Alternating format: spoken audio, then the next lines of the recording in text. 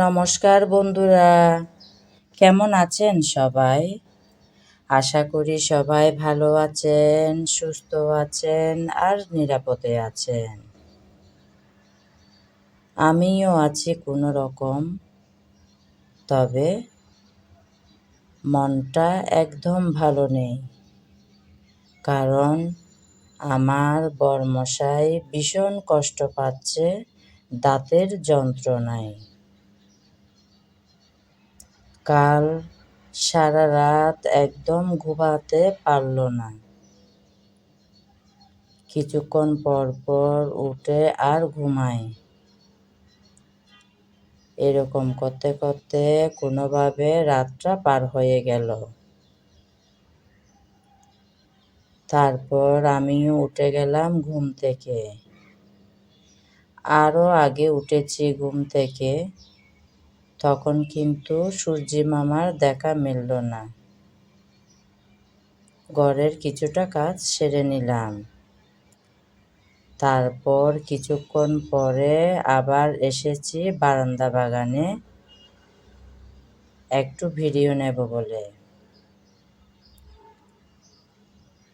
পূজার ফুল তুলবে বলে আমার মেয়ে বাগানে আসলো, আর একটু একটু করে যে কয়টা ফুল আছে তা তুলে নিচ্ছে। এখন কিন্তু আমার বাগানে খুব একটা ফুল নেই, কারণ প্রায় অনেক দিন হলো বাগানের তেমন কোনো পরিচর্যা করা হচ্ছে না। অর্থাৎ সময়ও পাচ্ছি না, সুযোগও পাচ্ছি না।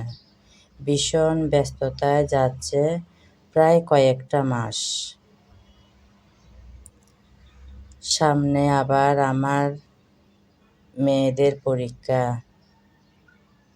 বাইরে যাওয়া, বরের ব্যবসাতে সময় দেওয়া, বাইরে বাজার সাজার আরও কত কিছু না আছে, সবগুলাই সামলাতে হয় আমাকে।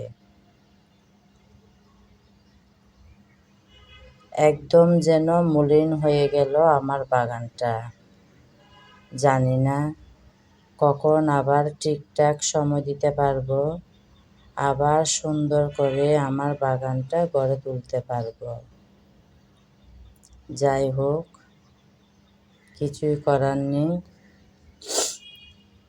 বাগানে এখন যা গাছ আছে,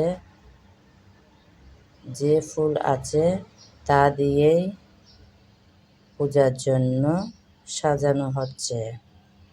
আমার মেয়ে পূজার কাজটা সেরে নিচ্ছে, আর আমি অন্যান্য কাজ সেরে নিচ্ছি। কারণ আজকে আমার মশাইকে ডাক্তারের কাছে নিয়ে যাব। উনি একদম সহ্য করতে পারছেন না আর দাঁতের ব্যথা। খেতেও পাচ্ছেন না, এমনকি ঘুমাতেও পাচ্ছেন না।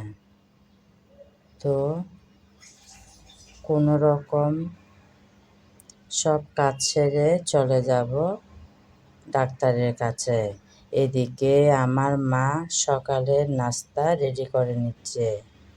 মা আছে বলে অনেকটা হেল্প পাচ্ছি। আসলে মন ভালো না থাকলে হাতে কোনো কাজ উঠেই না। আমি না করলেও আমার মা ঘরের সব কাজ সেরে নিচ্ছে একা হাতেই।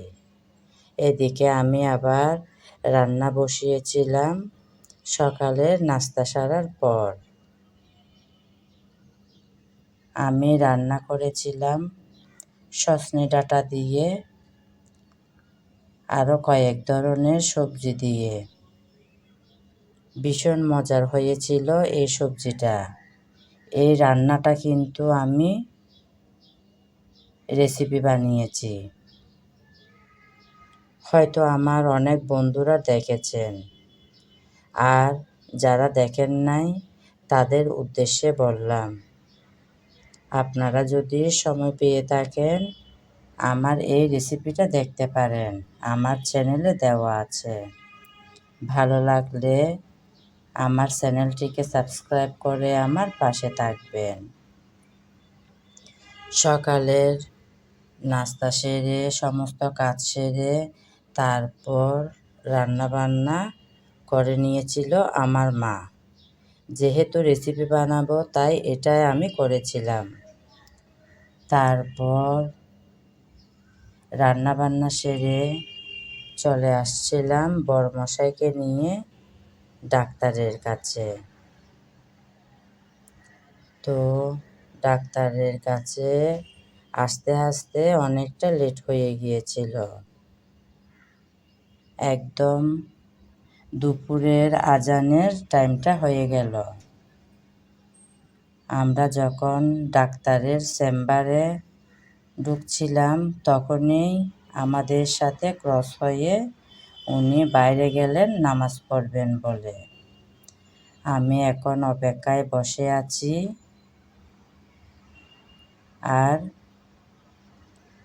আমার বড়মশাই আছেন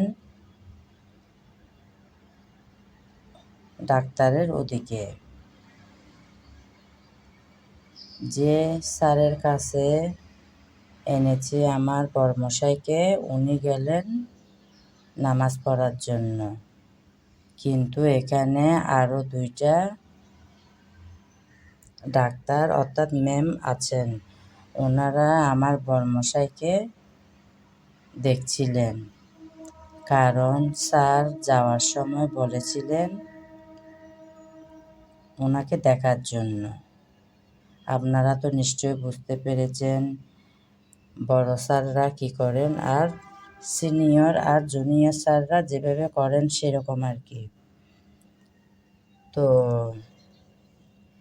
এরকম করতে করতে প্রায় অনেকটা সময় পার হলো। তারপর যখন স্যার আসছিল, স্যার আমার বড়মশাইকে ভালোভাবে পরীক্ষা করেছেন, দেখেছেন ওনার সমস্যা কোথায়। এই যে দেখুন বন্ধুরা, আমার বড়মশাইয়ের দাঁতের কি অবস্থা হয়েছে, তাই তো উনি এতই কষ্ট পাচ্ছেন। দাঁতের একদম খারাপ অবস্থা। এগুলো দেখে আমারও ভীষণ খারাপ লাগছিল। দাঁতের এরকম অবস্থা হয়েছে বলেই তো উনি একদম খাওয়া দাওয়া এমনকি ঘুমও যেতে পারছেন না। যাই হোক, ডাক্তার তো ভালো মন্দ দেখলো। দেখার পর আবার কম্পিউটারে ভালোভাবে বুঝিয়ে দিচ্ছেন আমাদেরকে কোত্থেকে অর্থাৎ কিসে থেকে কিসের সৃষ্টি হয়েছেন। উনি বললেন যে এখন যদি ভালোভাবে চিকিৎসা করা না হয় তাহলে খারাপের দিকেও যেতে পারেন দাঁতের এই অবস্থা। দ্রুত চিকিৎসা করার জন্য বলেছেন স্যার। তো স্যারের চেম্বারে গিয়ে অনেকটাই ভালো লেগেছে, কারণ এরই মধ্যে আমরা অনেক ডাক্তারের কাছে গিয়েছিলাম। এই স্যারের ব্যবহার, কথাবার্তা, রুগী দেখার ধরন খুব ভালো লেগেছে। তো দেখি সামনে কখন আবার রেডি হয়ে সময় নিয়ে স্যারের কাছে যেতে পারি। স্যার কিছুটা ওষুধ দিয়েছেন আমার বড়মশাইকে। তো ওষুধও দিয়েছেন, আবার কিছুটা পরীক্ষাও দিয়েছেন। তো স্যার আবার আমার বড়মশাইকে সব কিছুর ব্যাপারে ভালোভাবে বুঝিয়ে দিয়েছেন কী থেকে কী সৃষ্টি হতে পারে, তাই তাড়াতাড়ি চিকিৎসা করার জন্য বলেছেন। স্যারে ওষুধের পাশাপাশি দিয়েছিলেন পরীক্ষা, তাই সে পরীক্ষাগুলো করানোর জন্য আমরা আবার বাইরে বের হয়ে আরেকটা জায়গায় গিয়েছিলাম। উনি রক্ত দিচ্ছেন পরীক্ষা করানোর জন্য। এই আর কি, পরীক্ষাগুলো আগামীকাল আনতে হবে। জানি না রিপোর্টে কি আসে। সবাই আশীর্বাদ এবং দোয়া করবেন যেন খারাপ কিছু না হয়।